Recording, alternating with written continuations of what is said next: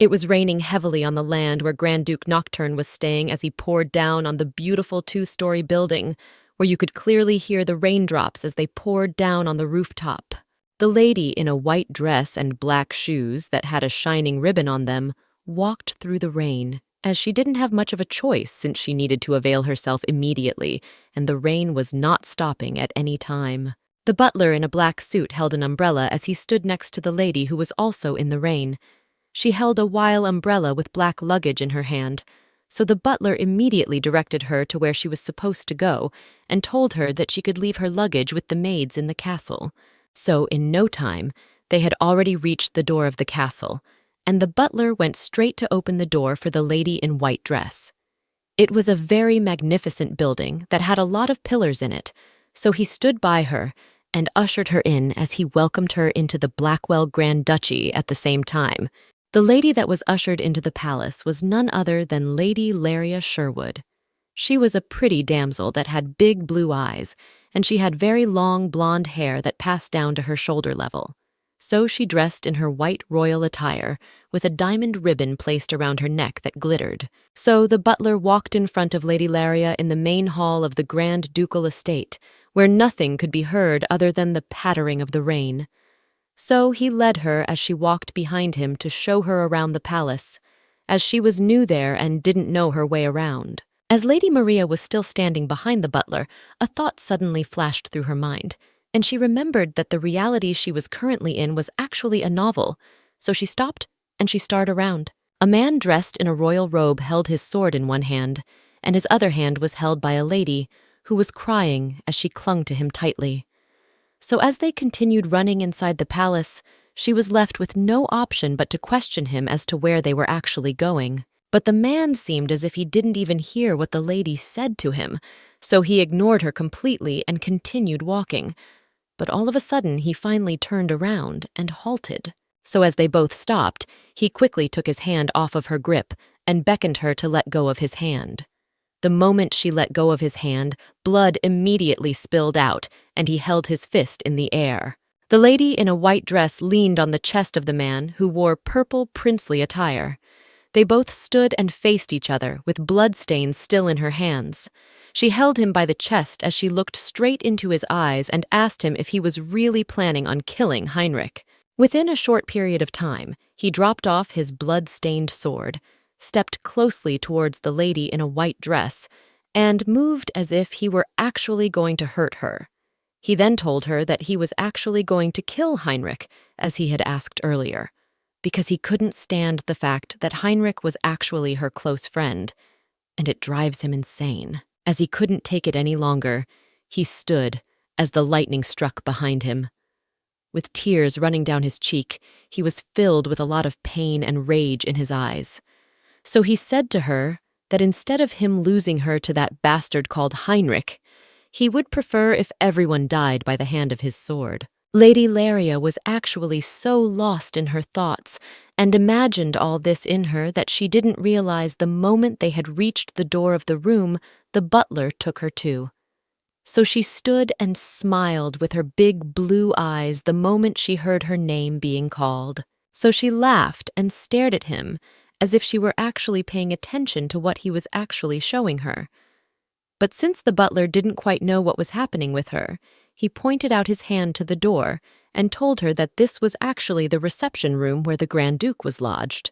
With no waste of time, the butler, who had a mustache that almost covered his nose, stood and turned to Lady Laria as they were both still at the door. He asked if she was ready to go see the Duke, but Lady Laria wasn't quite sure if she was ready or not, so she stood facing him and didn't say anything. But as Lady Laria Sherwood stood there with her big blue eyes and long blonde hair that had a flower ribbon tied behind it, she still wasn't sure if she was actually ready to go see the Duke. So the butler tried all he could by encouraging her, and he told her she could do it.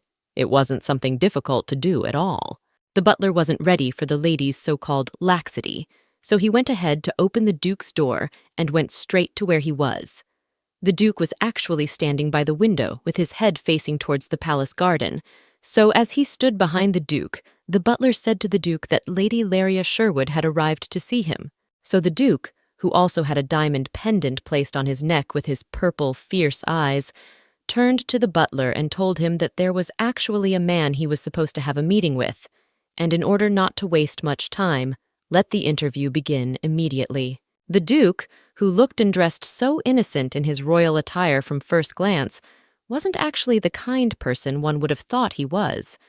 He was a cold-blooded and merciless Duke who didn't regard anyone other than himself, to the point that he actually took the life of his own father, and a special name was given to him, Nocturn Blackwell, because of his cruel ways.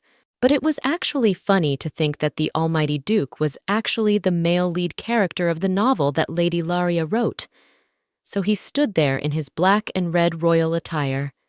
He lifted up one of his hands and stared at it. And in this particular novel, it was written that the Duke was destined to have a fated encounter with the Saintess of the Holy Land, which was actually Lady Laria, but she was just a character, the lady who wore a white dress that covered her face, but she was reincarnated as Lady Laria. But in this particular crooked tale of a love story written in the novel, she actually became the villainous character who was fated to get in between the love life of the Duke Nocturn.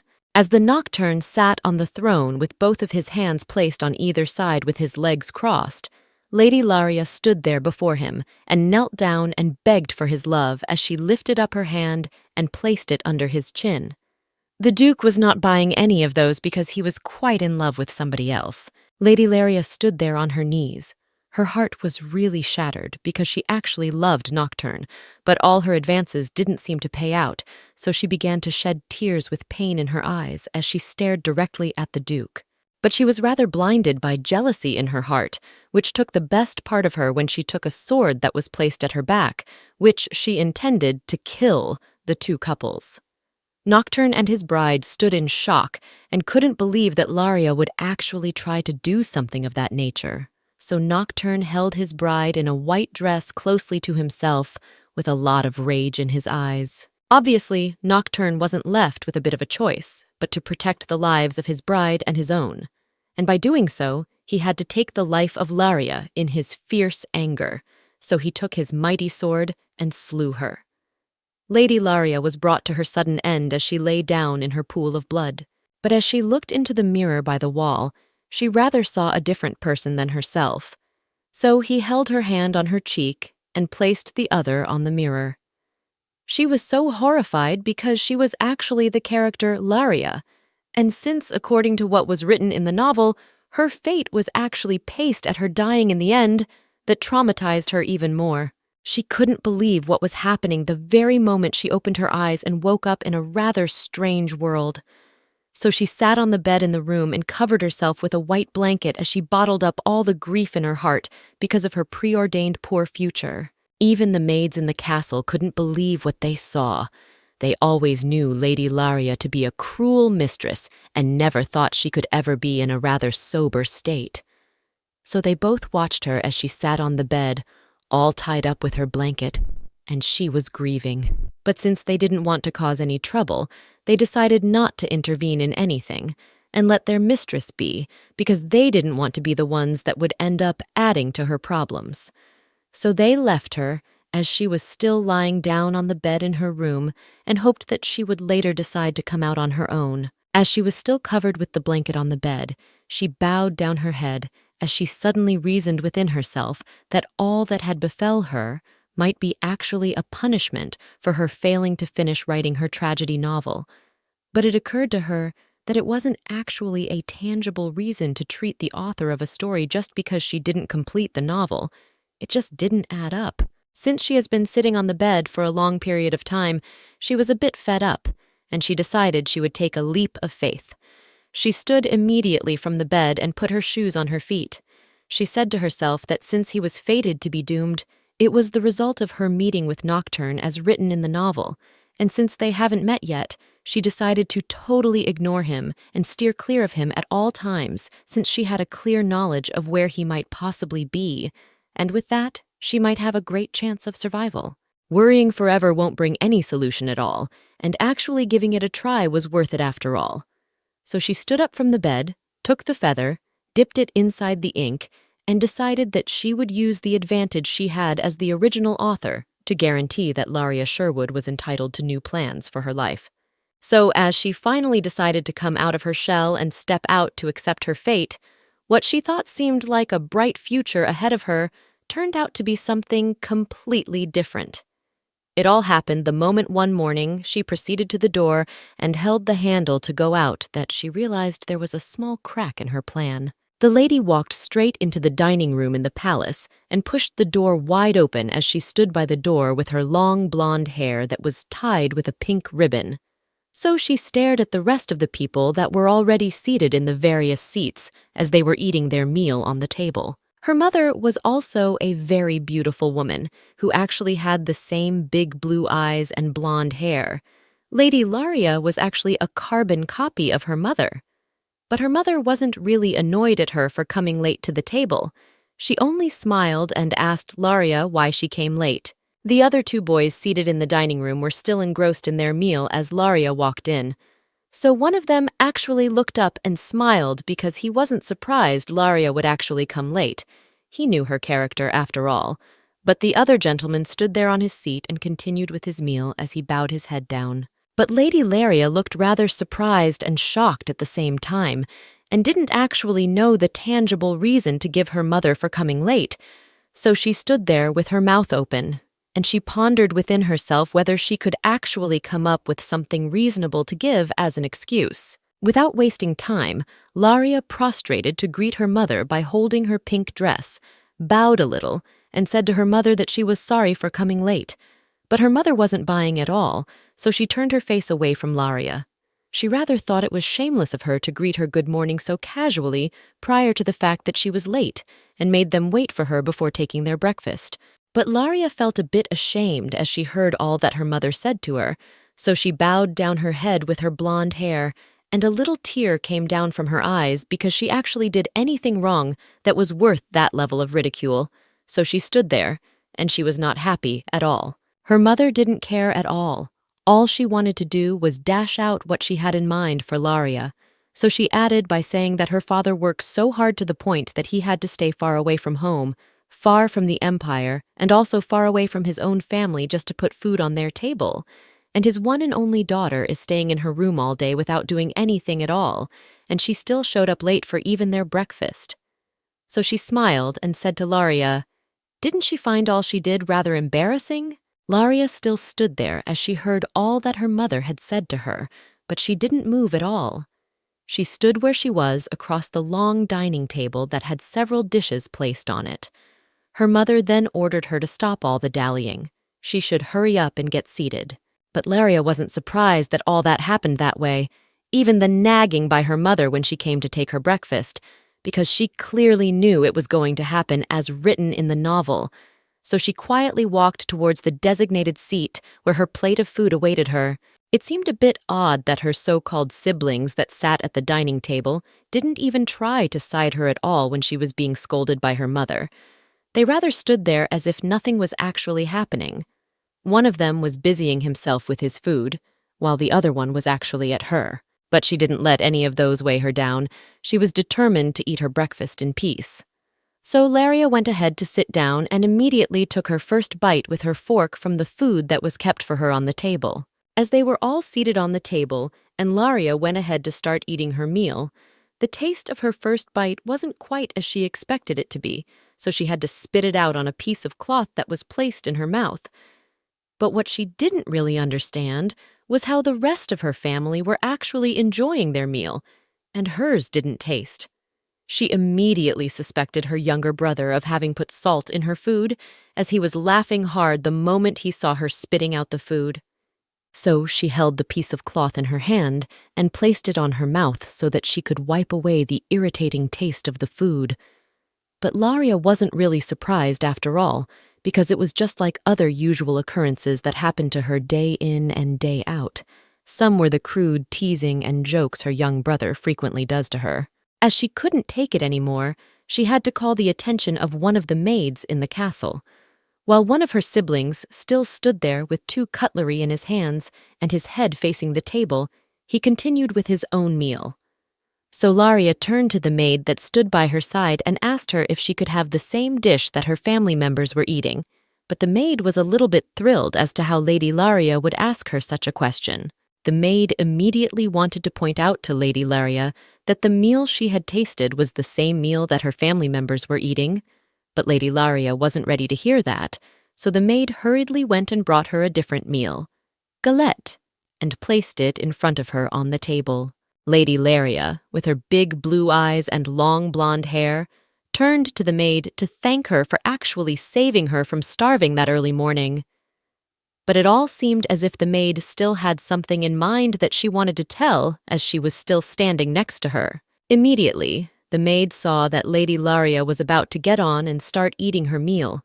She was looking a bit nervous because of what she was indeed telling her. So she stared at her with brown eyes widely open and went ahead to tell her that she must only eat a small portion of the food because she was scared Her Majesty would complain again about the food. But Lady Laria smiled as she placed one of her cutlery pieces on the plate of food that was before her. So she asked her if the reason she was worried was because she saw her sneezing earlier on after she tasted the food brought to her before this one. And so she said to the maid that she really appreciated her concerns but shouldn't worry, nothing bad will happen this time around. The lady with long blonde hair stood and began to think about what the maid was actually trying to point out, which was actually kind of true. So she placed the fork in her mouth and pondered how it had been a while since she had had galette. But it was actually a dish she enjoyed in her previous life, although it wasn't quite easy to prepare since you would have to clean up after cooking because of the hassle that was littered on the floor that came from the buckwheat flour. Laria's younger brother was still laughing at her as he sat close to his mother because of the incident that happened earlier on, and so did her mother. But she only smiled and stared at her, hoping all was well. But Laria's mother looked a bit worried, since the look on Laria was a bit serious all of a sudden, and so her mother noticed immediately. So she quickly asked her if she was actually all right, or if something was bothering her. It all seemed a bit strange to Laria that her mother would ask her such a question, since it was clearly obvious that the platter of food served to her didn't taste great, and they could all clearly see that she didn't like it. So she placed her hand on her cheek and wondered why her mother would be asking her if something happened to her face. It didn't add up at all, but it was rather weird that Laria left out the part where, in the novel, she wrote that the character Laria actually had an allergic reaction to buckwheat.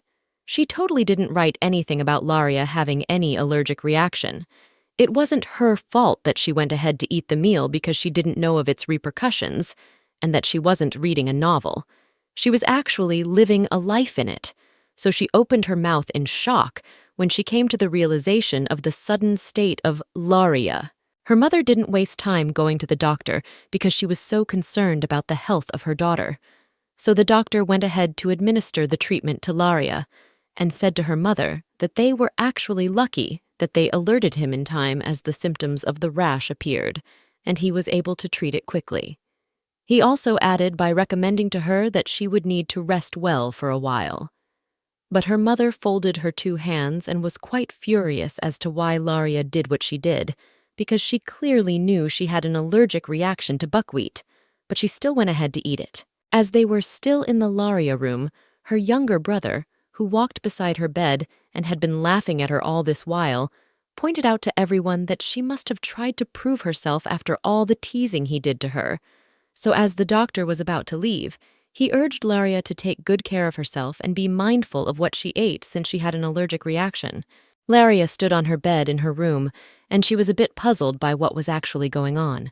So she held her cheek with her hand and began to reason about how the character had an allergic reaction to buckwheat, because she never wrote that in her story. So her maid stood by her as she was still seated on the bed and told her that it was actually the main reason why she didn't serve her any galette at first, because it contained a huge amount of buckwheat in it, and she was really concerned about the well-being of Her Majesty. That was why she hesitated at first. But Laria turned to the maid with her hand still on her cheek, and she was surprised because she actually realized the reason why the maid didn't want her to eat the meal in the beginning. The maid continued talking to Laria, and she was a little bit pissed because she actually cared about her. So she reminded her of the period when she went through a hard time when she was younger because of this particular allergic reaction. but it has disappeared ever since she stopped eating anything related to buckwheat.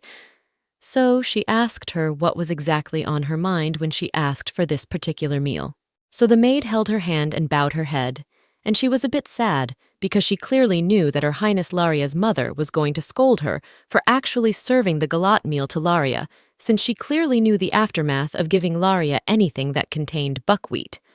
So Laria went ahead to apologize to the maid since it was clearly her fault after all. But immediately after she finished apologizing to the maid, she rather had a change in mood all of a sudden and told the maid that she should be rather more mindful next time so as not to make the same mistake. So as she sat on her bed with her long blonde hair, her 2 legs were wrapped around with a white blanket.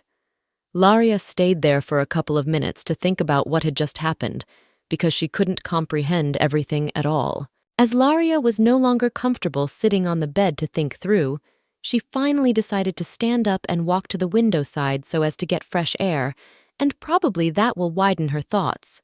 So, with her long pink gown that had white ends, she walked towards the window. It quickly came to her that in the novel she had written, after the character Laria tormented the female lead character, she proceeded cheerfully to the Sherwood Estate rose garden, which had a lot of red roses growing there.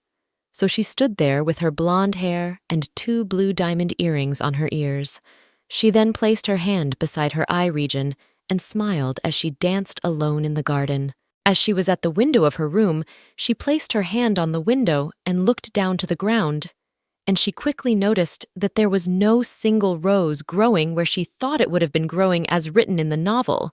So everything felt a bit weird to her as to why things were just changing all of a sudden and not playing out as they should. Laria was still standing at the window with one hand still placed firmly on it, so she continued staring with her big blue eyes at the garden that didn't look like what was written in the novel. But since she was busy earlier trying to adapt to the new world, she didn't notice that there were really a lot of differences compared to the original novel. She suddenly turned away from the window, and she was not really happy about what she kept on uncovering, since at this point, everything happened in a rather different sequence than she had expected, which made her a little vulnerable in this new world. It also meant that there are a series of possibilities that she may end up meeting the male lead character she wanted to avoid earlier on. But as she stood there, it finally occurred to her that her sudden end might be even closer than she had imagined. So she placed her 2 hands beside her cheek, and she felt a bit numb, because the thought of her sudden end couldn't stop ringing inside her head, and that made her even more scared. Laria couldn't take any longer, as continuing to think and worry about her doom wouldn't bring any kind of solution. So it was better if she stopped being so negative and tried to think positively, even for once.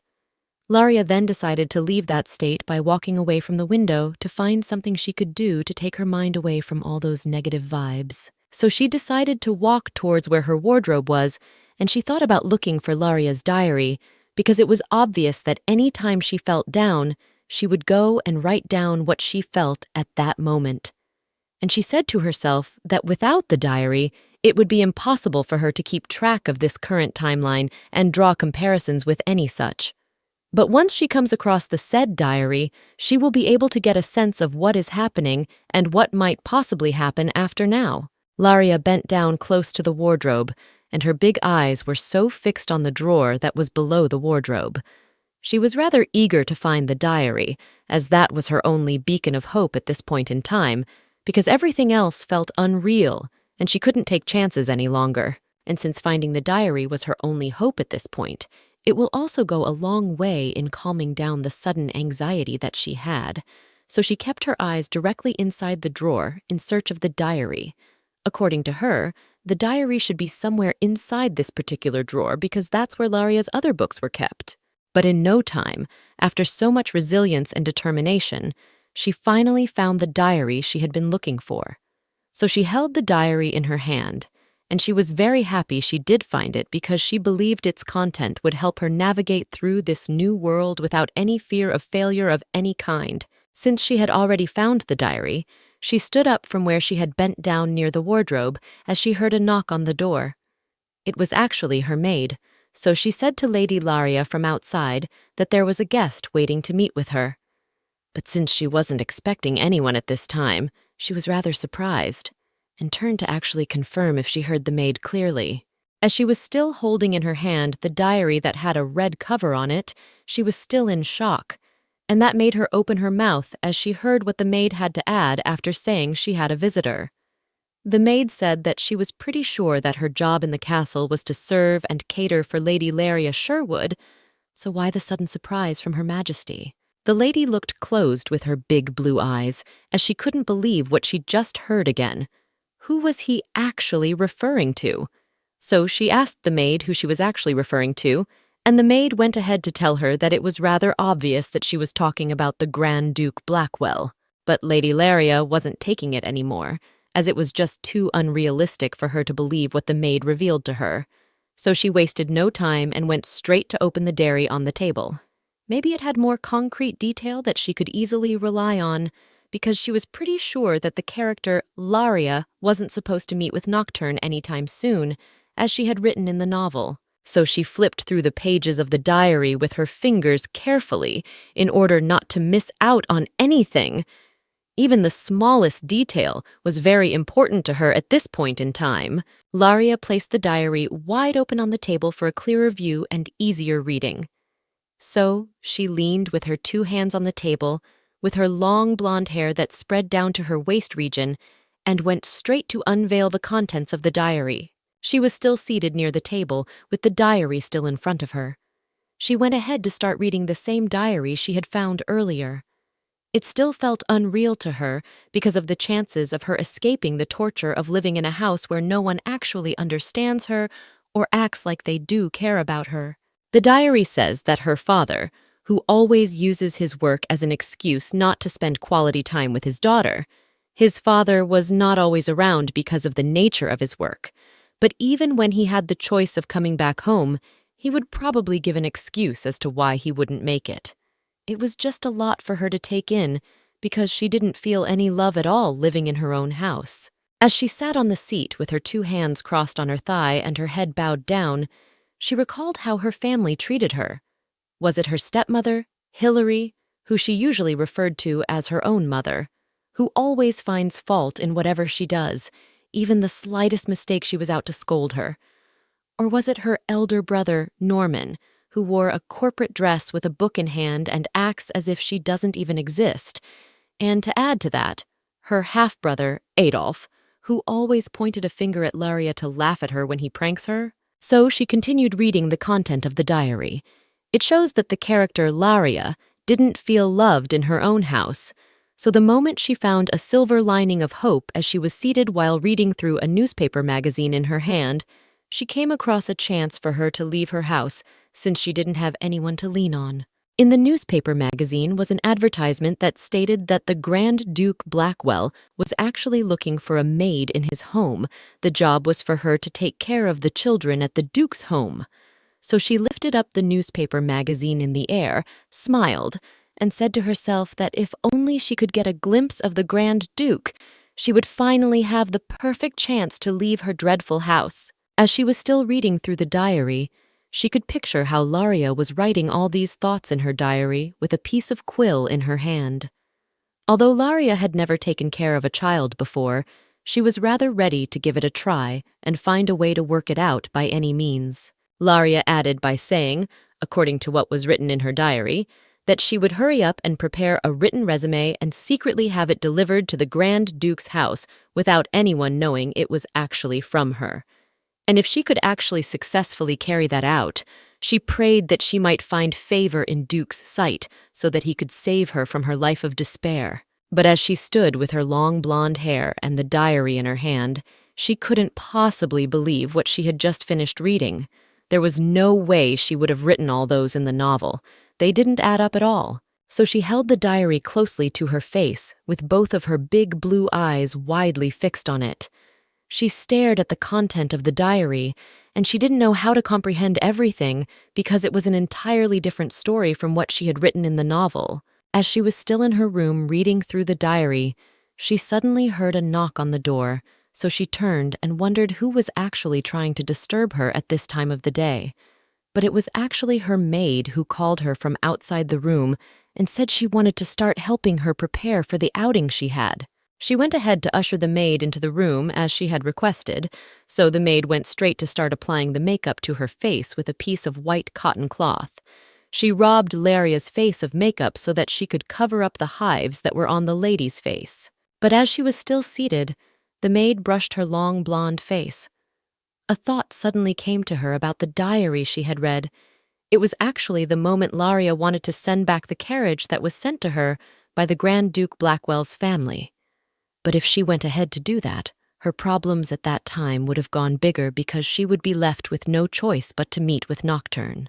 So she looked at the large mirror that was placed in her room so that she could check the makeup that had been done on her face.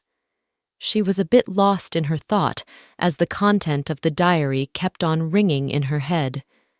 It was the part where Laria decided that she would rather just fail the interview and not get the job at the Duke's house and go ahead and face her problems at home.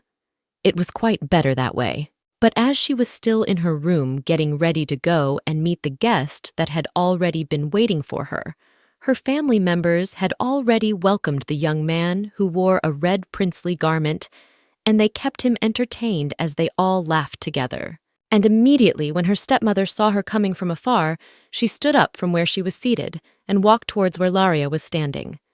But her older brother Norman stood there on his seat with his legs crossed and didn't say anything, as he has always done.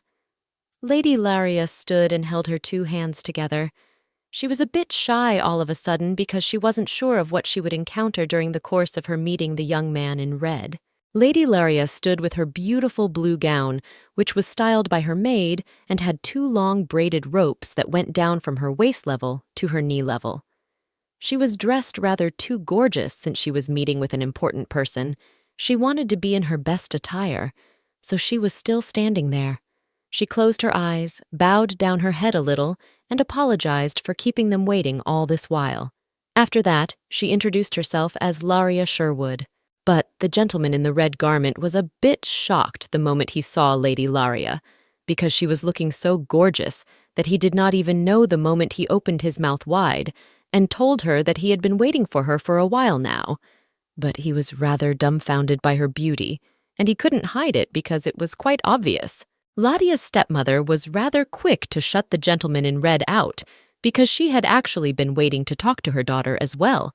So she lifted up her hand in annoyance and told her that they should go and talk outside. But the gentleman was a bit shocked, as he didn't expect Mrs. Hillary to act that way. Hillary suddenly realized that what she had done was not right, so she turned to the gentleman in red attire and apologized to him, saying that she had something important that she wanted to say to her daughter. That was why she acted that way. The gentleman seated in red wasn't annoyed by what happened, he added, saying he didn't mind waiting a little bit longer. But Mrs. Hillary's son just stood there at her back and didn't say anything. He wasn't a man of many words.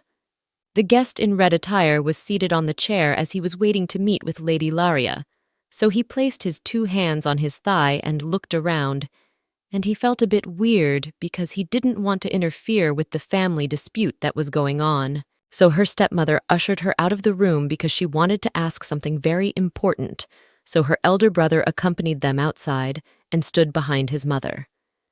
As the two were facing Laria, she was a bit scared because she knew what she had done because the carriage from the Grand Duke had already arrived, and it clearly pointed out that she had a hidden agenda.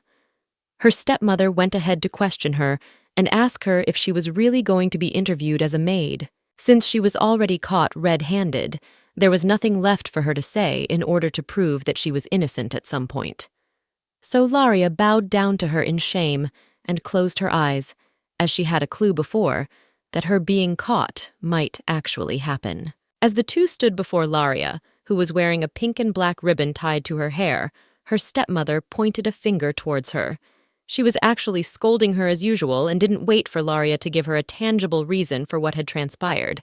But Laria actually didn't know how she would start explaining everything to her stepmother. Laria summoned courage, and she went straight to disagree with her stepmother by saying she wasn't wrong at any point, so there was no need for her to be cautious of what might happen afterwards. She told her stepmother that it was just her usual way of worrying too much and nothing else.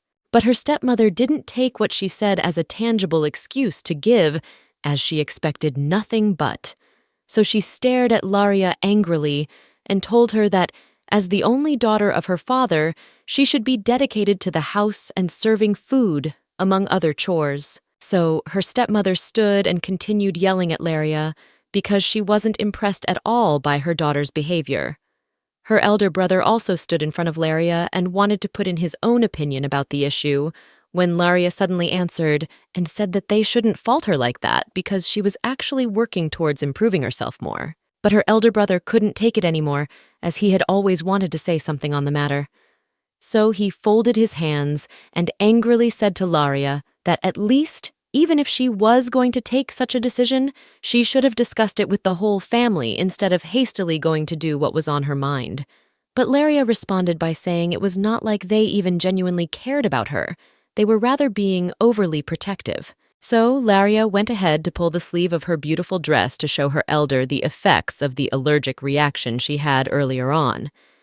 And even when she had eaten the food that contained a little amount of buckwheat, she didn't seem to care if she was all right or not.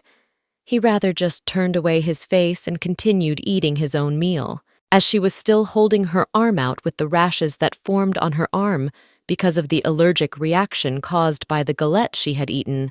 Laria smiled and said to her elder brother that even after he had seen the state of her skin, was he even ready to help her out? But Norman, Laria's elder brother, didn't seem to be bothered by the rash that appeared on his sister's arm.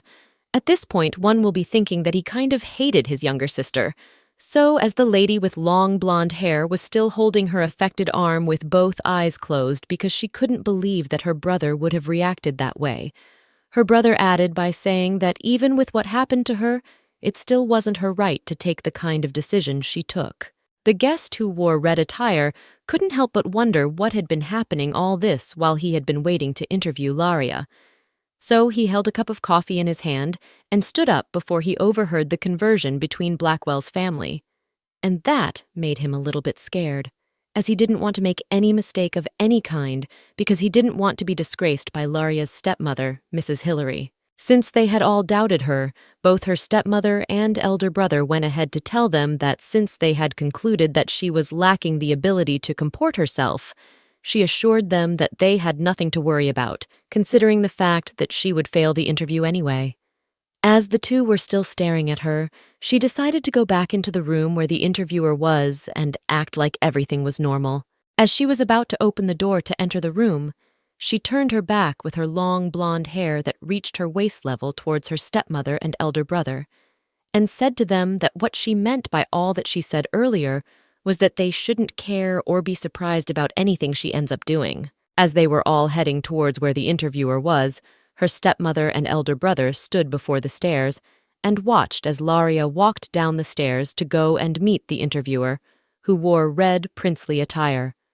But the interviewer couldn't wait any longer, so he told Blackwell's family that he would have to come another time when it was more convenient for them. But Laria smiled very hard with her pretty face and long blonde hair that went down to her shoulder level.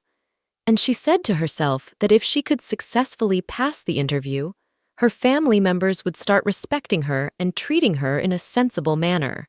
Her half-brother Adolf suddenly went in front of Laria as she was coming down from the stairs and spread his arms to block her as she was about to pass.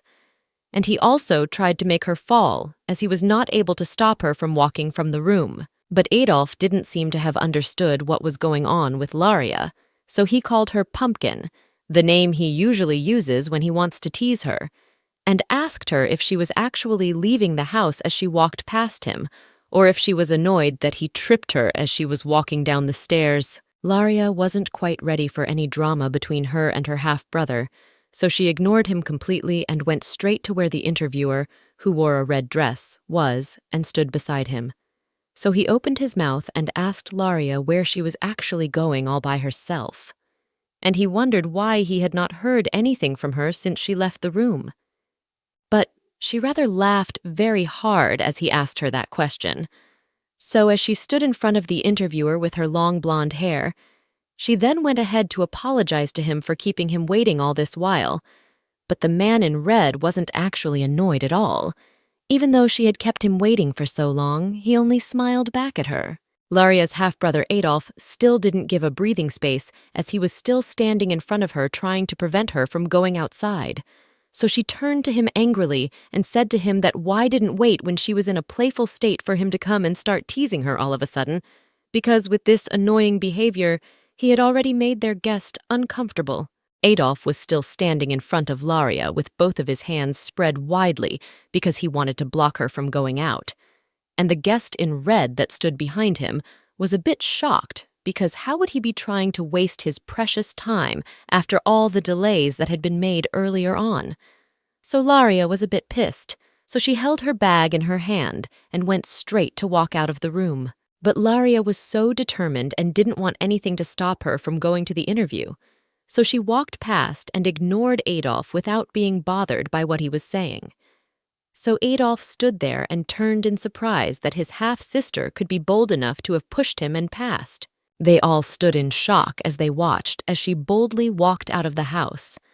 Laria's stepmother placed her hand on her mouth and couldn't say anything because she always saw her daughter as a shy person and didn't expect her to be bold enough to walk out on them.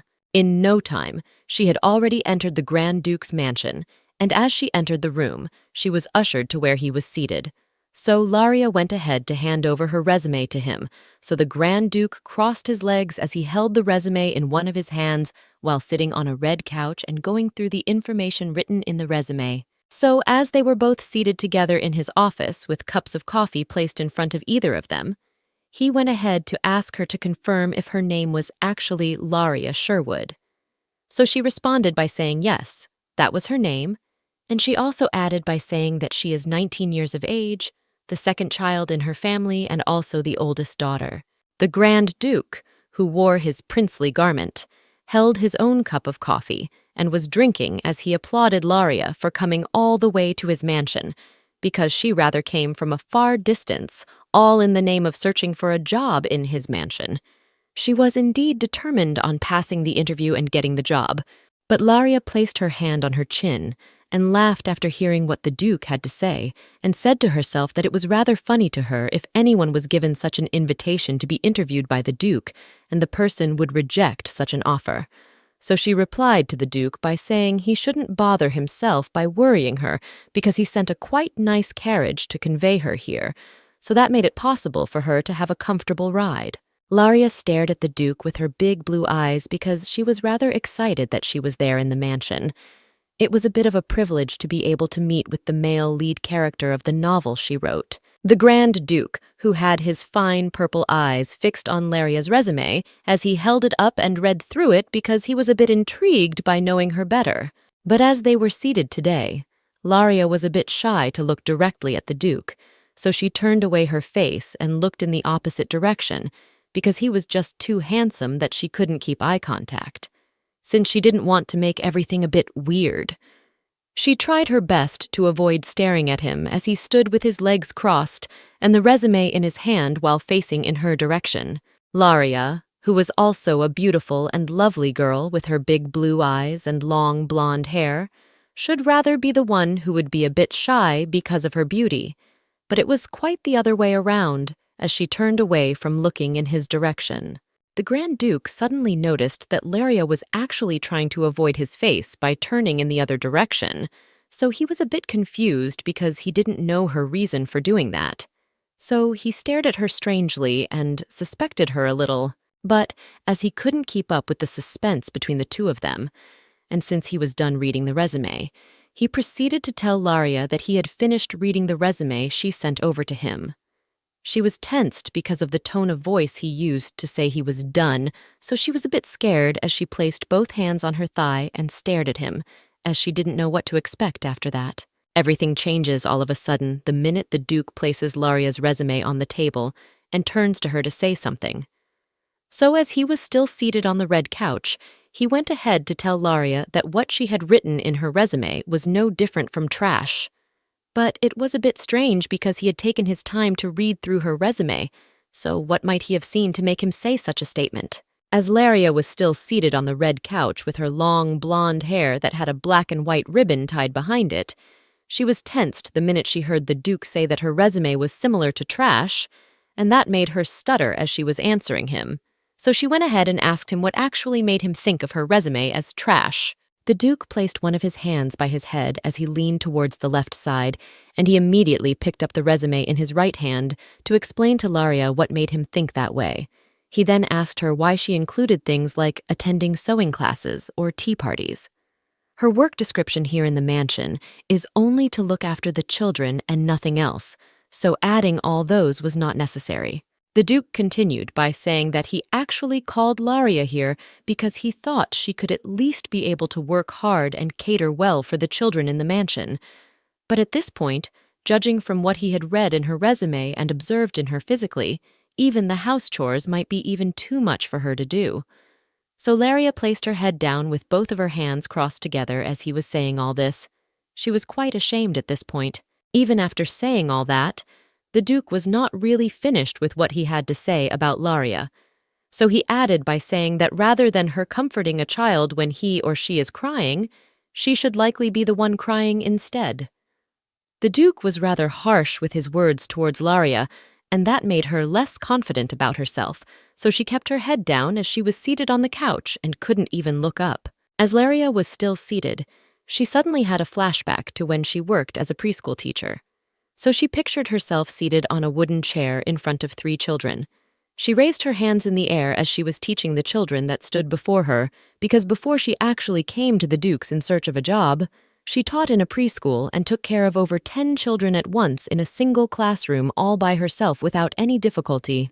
The 2 Duke's children, one a boy and the other a girl, were all dressed up in their royal apparel as they were all curious to meet their new nanny since their father was talking about employing a new one. Even though it was just 2 children that were in the Duke's palace, she couldn't still say out loud that she had experience taking care of little children, although the Duke had downgraded her by saying she wasn't quite fit for this particular job, so she stood and stared bashfully. She held her dress as she wasn't able to control herself, as it was too much for her to handle because she was actually very good at this particular job. But she didn't want to complicate things. If at the end she finally got the job, it would be a bit weird. So at this point, she had no choice but to act like someone who didn't know anything concerning taking care of little children. So Laria decided to mask everything out by smiling and acting cool, held her hand by her cheek, smiled hard with her mouth open, and suggested to the Duke that, who knows, if she worked hard and showed she was serious, everything would then work as he had wanted. But the Duke didn't buy any of that, as his face was not smiling at all, so he said to her that what she just suggested was rather a childish thought. The Duke stood up from the red couch on which he was seated, fed up with hearing anything that Laria had to say because she didn't sound convincing. So he told her that there was rather nothing more to see from her. She should please head back to the carriage as the interview was over. But Laria was a bit shocked, as she was still seated on the red couch and couldn't believe what the Duke had to say to her. The Duke added by saying that since she must have been tired because she came a bit far just for the interview, she should rather please go to the reception room and rest a bit before she finally goes. She was rather surprised that the Duke would have dismissed her a bit more suddenly than expected, so she opened as she was still shocked and couldn't comprehend all that he had said. How would she come all the way to the mansion and go back without getting the job she wanted? It was a bit heartbreaking because her family at home would gladly laugh at her for not getting the job, as they had warned her not to go in the first place. Since her fake character wasn't detected at all by the Duke, she was a bit happy because it was actually part of her plan. So Laria lifted up her first in the air and smiled as she walked away from the Duke's office to the reception room. As the maid stood by the door with her hand on her chest as she stood and waited to usher Laria to where she was supposed to go, she stood and pondered within herself and said that the Duke Nocturn actually didn't show like he was a bit interested in her. So she doesn't think there is any sort of romantic cliché of him being obsessed with her. And that made her even happier because it was as she had planned. She walked behind the maid that was supposed to take her to the reception and smiled as she followed, because she couldn't help but picture how her life would actually be. Laria pictured herself sitting under an umbrella on the beach, with a drink in her hand, as she relaxed and enjoyed herself. It was actually her ideal, bright future, and she couldn't wait to start living it. The maid in a black and white dress was still in front as she led that way through the corridor to the reception room, and Laria followed her behind with her long blonde hair as she continued thinking of what had happened earlier on. She was still happy because it went on even better than she had thought it would, and she said to herself that she shouldn't have worried in the first place. As they were still in the corridor in the mansion, Laria couldn't help but think that she actually heard the voice of a child as they walked through. So she immediately stopped and turned to confirm if what she heard was actually a child's voice. So she stood there and listened carefully because she kept hearing the same voice over and over again. So Laria stood and stared at one of the rooms where the child's voice was coming from. She heard someone saying, "Stop crying, Prince." So she went close to it. "If you make a mistake, you must learn not to do it again. You must get it in your head." So Laria stood by the door to really understand what was actually going on. The lady with long blonde hair and big blue eyes couldn't help it anymore because the words coming from the room were rather harsh to be said to a little child. And that made her shed a tear because she clearly knew that someone at the door was actually maltreating one of the children in the mansion. So she took to her heels, as she wanted to get to the room as soon as possible since the crying that came from the room didn't seem to have stopped. So, as she was still doing that, the maid who was taking her to the reception room suddenly noticed that Laria was running in the other direction, so she turned and shouted at her, trying to call her back. But Laria, at this point, wanted to make sure that the boy crying from inside the room was okay. So as she stood by the door to open it, she was a bit confused. She actually didn't know exactly what was happening in the Duke's house. There were too many unknown and creeping things that happened, and she wanted to uncover all of them. So she held the handle of the door and opened it wide open to actually see what was happening inside the room because the suspense was too much. And she didn't care if she was trespassing on anyone's privacy by forcefully opening the door. The child's was rather more important than that. The moment Laria opened the door wide open, she was a bit surprised by what she just uncovered because it was rather unbelievable. She saw the two Duke's children on the floor holding each other as the girl was trying to console her brother, who was still sobbing on the floor, and there was also another lady in a long dress that stood beside them. At this point, Laria was rather shocked to her bones, as she couldn't comprehend all that she had seen in the room. So she opened her big blue eyes to see clearly if what she could see in the room was actually happening or if it was just her imagination. So she immediately turned to confront the other lady that was in the room. She held a long whip in her hand and was about to swing it in the little boy's direction when Laria asked her what she was actually doing. The lady was actually dressed like a maid because she wore a black skirt with a dark blue top that had buttons that ran from the top to the bottom of the shirt. But Laria couldn't take it anymore, as the lady that stood in the room didn't seem to have even noticed that she entered as she was still holding the whip in her hand, ready to continue beating the little child. So she went ahead to stay in front of the two children with her hands spread so as to prevent the lady from touching any of them. The lady in black rather laughed the moment she saw what Laria demonstrated, so she quickly asked her who she was to have had that audacity to barge into the room and even tried to stop her from scolding the children. Laria was so confident at this point with her big blues widely open that she was rather pissed that the lady would ask her something like that.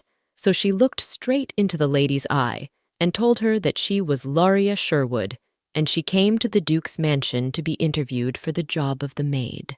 But the other lady with dark hair was expecting that Laria would be someone of a reputable position to have stopped her in that matter, while she was just a mere lady looking for a job as a maid in the palace.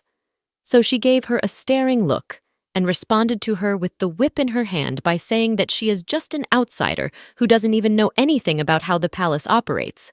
So what really came over to block the teacher of the Grand Duchy? The lady in the black dress looked rather pissed because Laria wasn't even in a position to interfere with her job. So she held the whip in her right hand and faced Laria, ready to pour out her anger on her. But Laria immediately had to explain to her by pointing out her hand towards the two little children that were on the floor and saying that at this point, it didn't matter if she was an outsider or not. The children's safety was most important because they must be very terrified right now because of what had happened. The little boy held his right hand, which was really bleeding because of the whip that was used on him by the Grand Duchy's teacher. He was in severe pain that made him shed tears as he was on the ground. How could someone be so cruel like that? And at this point, it didn't matter what level of offense he might have committed. He didn't deserve this kind of punishment. So Laria bent down towards where the little child was sobbing, and she asked him if he was all right or not, because it all seemed as if he was really in so much pain. So the little boy turned to her while still holding his injured hand and said he was not all right at all because all his fingers were throbbing as a result of the pain inflicted by the whip. So Laria held the little boy's hand to examine it very well, as there were stains of blood on his finger, and it had already started swelling. Because from what she saw on the child's hand, it was rather too much pain for a little child, no matter the level of offense he had committed. So she asked the Grand Duchy's teacher whether the little boy was punished for spilling tea, or if there was more that she didn't know. As she couldn't take it anymore since the little boy was seriously bleeding and was going through a lot of pain, she carried the boy up, who still had hand stains of blood in his hand. So she lifted him with both hands and said to herself that before they could proceed with anything, the little boy had to receive treatment first. But it all seemed like the Grand Duchy's teacher didn't buy the idea of taking the little boy away. So she spread her hands and stood before Laria, trying to block them from entering the room. As the little boy was still in Laria's arm, the lady that stood in front of them asked her where she was actually taking the little boy. But how could someone be so heartless to the point that he or she didn't care if the little one was in so much pain or not? So as Laria still had the little boy in her arms, she responded to the Grand Duchy's teacher that she was obviously taking the little boy for treatment, since the boy was still crying because of the pain in his fingers. But the Grand Duchy's teacher had a rather hardened heart to the extent that she cared at all about the child's well-being, even though she was his assigned tutor in the palace. She actually bent on not allowing Laria to take away the boy just because of a minor injury. According to her, she would rather the little boy recognize his wrongdoing and apologize, that he wouldn't do it again than treat him at that moment.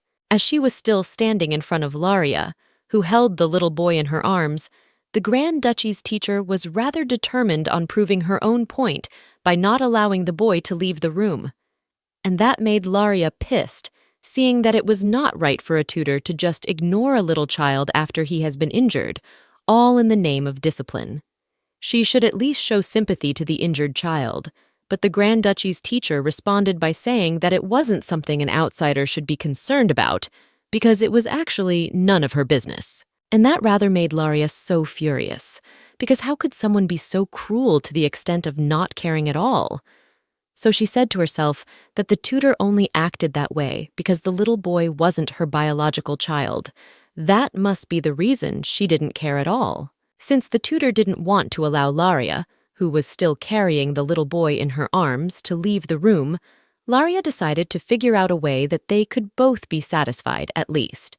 She suggested to the tutor that she should go get her the first aid kit so that the little boy could be given first aid treatment, because they could all figure out what next to do, because if he didn't receive any treatment at this point, it might be something they wouldn't be able to control. But unknown to them, the noise they have been making from arguing with each other was clearly heard from the other rooms in the palace. So they were rather surprised to see the Grand Duke barge into the room the moment he heard Laria say that if the little child didn't receive treatment, something bad might happen. Immediately after the Grand Duke entered the room, he asked the two ladies in the room what they meant by get treatment. The Grand Duke stood by the door with his hand in the air and told the two ladies that he rushed to the room because the maid outside the room came and told him that there was a bit of commotion happening in the children's room that seemed a bit tense, so he came to see if everything was all right. But the Duke didn't quite understand what was actually happening in the room because he saw the little boy in Laria's arms who seemed to be injured, and the two ladies were rather busy arguing instead of finding a way to treat him, so he stared at them strangely. So as Laria was still carrying the little boy on her arms, the Duke has to say that at this point, treating the little boy was rather more important than looking into the matter of the commotion that happened earlier. He then ordered them to head over to the medical room as suggested by Laria. In no time, they had all reached the medical room, and the three stood from afar as they watched the physician as he administered the treatment to the little boy.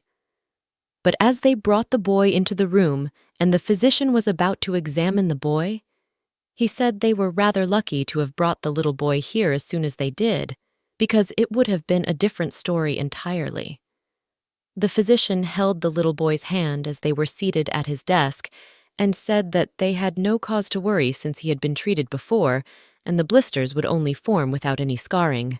The moment the physician finished assuring them that the little one would be fine, Laria had a bit of relief as she placed her hand on her chest and thanked God that the Duke came in earlier enough to intervene and allow her to bring the child to the medical room. She was rather scared and worried about the little boy. So Laria stood and was really happy that the little boy was all right, although she masked everything by acting cool and not showing her excitement. She rather kept a straight face, her big blue eyes and long blonde hair. She stared around, hoping they wouldn't notice a thing.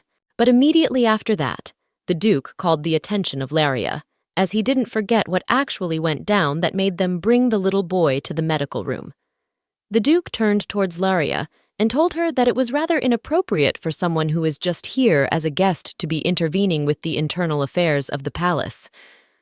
They would still have to provide a proper explanation for what had transpired. So, as they all stood together in the medical room, the Duke stood in between the palace tutor and Laria with his hands folded, as he was ready to start hearing the explanations they both had to give. Indeed, the tutor used the name of education as an excuse to continuously torment the children in the Duke's palace. As Laria stood beside the Duke as they were in the medical room, she was quick to recall that the Duke didn't give the tutor any right or instructions to hurt the children in any way, because even from the way he responded, he actually cared about the well-being of the little boy, even though he left them under the care of someone else. The little boy's name was Mikhail, and his sister's name was Janet. They both stood together. But it was a bit strange that the two children in the Duke's palace were not actually his biological children. But the young Duke Nocturn wasn't quite a lover of children.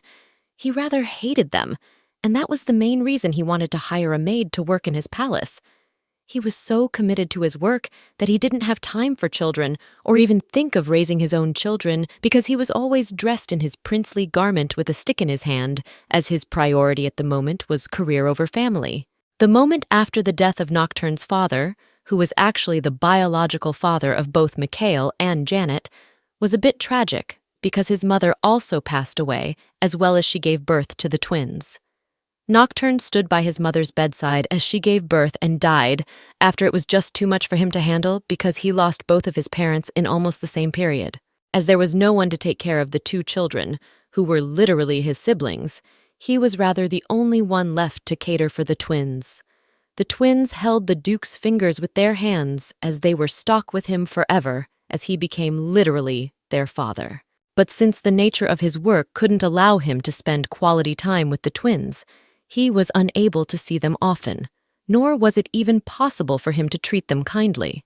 Nevertheless, he didn't let that stop him from taking care of them as his own children at any chance he had to do so, and as a result of that, he rather made them feel like they were his own family. As the Duke stood with his hands folded in between arms and stared strangely at Laria, she was rather quick to conclude to say something funny about the Duke. She said that if he was actually Nocturne, he wouldn't turn a blind eye to what she was about to say to him. He would somewhat believe it, but she was scared he wouldn't. Laria was not quite sure of how she would answer the Duke, as he was impatient and wanted to know what had transpired between her and the tutor that landed the little boy in the medical room. So she placed her hand on her chest and apologized to the Duke for the commotion she might have caused in the palace. But Laria also added by saying that the only reason she went into the room was because she overheard a child crying from inside. So, as the tutor was standing next to the Duke, she was a bit scared that Laria would mention the part where she actually saw her using a whip on the little children. As the Duke gave Laria a staring look, she was left with no choice but to say that she saw the tutor using a whip on the little boy, so she had to intervene by stopping her. But the tutor would rather find Laria funny, so she laughed at Laria the moment she accused her of using violence on the little child, and so she responded by saying she must have been raised as a spoiled brat, and she lacked the experience of taking care of children since she is also young. The tutor added by saying that she might just misunderstand this type of discipline as violence, because she clearly wasn't skilled enough. As the tutor was still confidently claiming that she was only teaching an appropriate lesson to the little boy, and not as Laria had perceived it, Laria suddenly turned in her direction, and she was shocked at how a person would be so corny to the point of making it look as if she were the clueless and unaware person who didn't know anything about harsh reality. So the tutor added by explaining to the Duke that the method she was using had a rather immediate effect. Although it hurts a bit, it was rather more efficient, and the children would definitely want to run away from the situation because of the pain. But it was worth it anyway. At this point, it all seemed as if the Duke believed what the tutor had been saying because they were all facing her and stared at her suspiciously as if she were the one at fault. And Laria said to herself that since she didn't write anything about child education in her novel, it might just be how this new world probably perceived things, and it didn't bother them at all. The tutor also said that if a child goes through horrendous punishment and it continues to happen repeatedly, the child won't be able to realize what he did wrong. The child will rather find ways of escaping, but what she believes was right was just a hit or two at the moment, which will be effective as the discipline will grow gradually as time goes on. But Laria turned to the tutor with her hands in the air and said that definitely, after all is done, in the end, those experiences will rather be bad influences on the children's emotions. The Duke placed his hand under his chin as he reasoned what the two ladies had said, and it all points out that what the tutor said was rather more convincing than Laria's own side of the story. So Laria stood directly in front of the Duke and prayed that he might be by her side and understand everything she had explained.